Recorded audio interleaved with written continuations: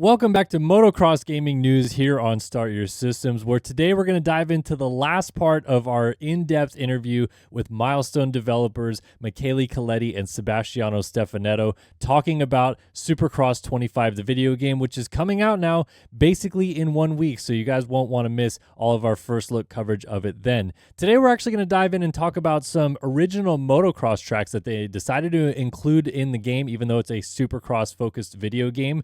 A lot of different locations, a lot of different integrations with your career mode as well with the motocross tracks. So we're going to listen to them talk about that as well and end up on this interview at the end of it. So also want to give a big thanks to both of them for their time in this interview. They receive a lot of criticism from the community for this game, and it's obvious that they're trying to do a lot of stuff, but I just want to give a big thanks to them for their time to even sit down and talk about all these things that go into the game. And let's jump into the interview, shall we? Let's move on to the MX tracks and the original MX tracks that you guys have for this game. What was the decision, I guess, behind trying to include more of these original MX tracks? Because the game is a Supercross game. I think if people pick it up, they'll think like, oh, it's just going to be about Supercross. But there's also this other element of it that you guys have that kind of shapes the whole story, it seems, right? Yes. Well, the motocross tracks that we implemented in the game actually are there for a very specific reason, which is variety. To bring a lot of variety in not just the landscapes, the environments. Of course, like it's kind of nice to race outdoor after 17 events while in a stadium indoor. But they are also very functional to, again, the career mode as well. And because inside the career, the events, the Supercross events, will be intermission with the special events that are gonna be placed randomly. We didn't decide the whole structure. It's not gonna be like MX1 and 2 and 3 and 4, like in this specific order every time that you play a season. But they will be randomly picked, and you will be able to race in MX tracks with not just a different track per se. It will bring also, and I'm moving to the second point where we added this kind of tracks, a new strategy, because as we all know, the MX tracks are very different in how the layout are constructed, and the length of the track and the type of jumps that you have there, and also the kind of the type of advantage that you need to use to compete with other players. There, of course, like equilibrium, the balance on the bike, and the balance that you have to find while on jumps, and the way you turn, like they are all not equal, but very valid, as well as the Supercross world. But you also have to count the speed factor way more constantly compared to the Supercross tracks, which is more about balance, the game. The weight balance for players and bikes too. Yeah, Supercross tracks are more about rhythm, being consistent and be careful, because if you blink, 3 guys are passing you. In motocross tracks, you have a different feel. It's a different flow, it's a different pace, and it was what we wanted to offer, a diversion and something that is the same bike, it's the same, somehow is a similar sport, but you have a very, very different feeling while doing the motocross trucks. And it was occasion for placing them in some very, very cool locations, because as you'll see, we have taken the choice of choosing some very, very exciting places. So it's also a pleasure for the eye to run there.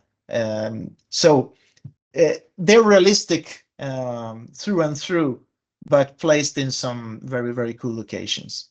Yeah, could you maybe peel the curtain back a little bit on that? Because in the past games, if we've had moto tracks in the Supercross game, it was on the compound and it was a very defined kind of one space that the track lived on. Yeah. Why was the decision taken, and what were some of the thoughts with the team about the locations chosen and why those locations mattered? Being able not to place all the extra trucks into a compound allows you to pick a different location for every truck, so you have more variety and more fun both doing them and playing them. Also, we felt like the compound idea with all the trucks was not something that we were somehow living to the expectation. So we said, okay, let's change the paradigm. Let's change the idea driving what the players want to have fun on some cool trucks, and let's make them. So it's one of the things that we've been able to rethink in 2 years in building some very, very cool trucks. These and the straight rhythms are something that was already present in some titles, but we've been able to represent, and again in very, very cool locations. So the idea was going down to what players wanted. Some very, very nice trucks to have a different flow than the Supercross ones. Yeah, I think also, we exploited the, borrow me that term, sorry. We kind of exploited the US soil, but always confined again, like to this stadium, the official stadiums. And we were really eager to do something different a little bit. So we kind of imagined this. It's not a championship per se, but this, this kind of alternative world that lives inside these MX tracks that we choose to enact inside these US locations from the north to the Midwest and the the West Coast as well. So the feeling is a little bit of a trip around US while you are doing the official Supercross championship. I think it elevates a little bit the whole package of your experience inside this kind of tracks in our game, especially in the career mode. That, as I said, it's really something different. It feels really different from previous iterations, and we think also from other games from the industry too, because there are a lot. There is a lot going on there. A lot going on, and all the places are very, very recognizable from the stadium, but also when you jump into MX tracks, and we think it's going to be super cool to play it and do this change from the stadium to the MX ones and the straight ones as well, as Michele said. Sure. I guess lastly, just to tie it all together, then, is having these moto tracks in the game kind of almost helps shape the physics engine a little bit as well, because then you have more higher speeds in different sections than what a Supercross track has. And then on top of that, how is the neural AI reactive to that changing dynamic as well? Higher speeds, bigger jumps, etc. Yeah, that's a good point, because while racing only on Supercross tracks, you're not using 100% of the potential of the bike in all departments.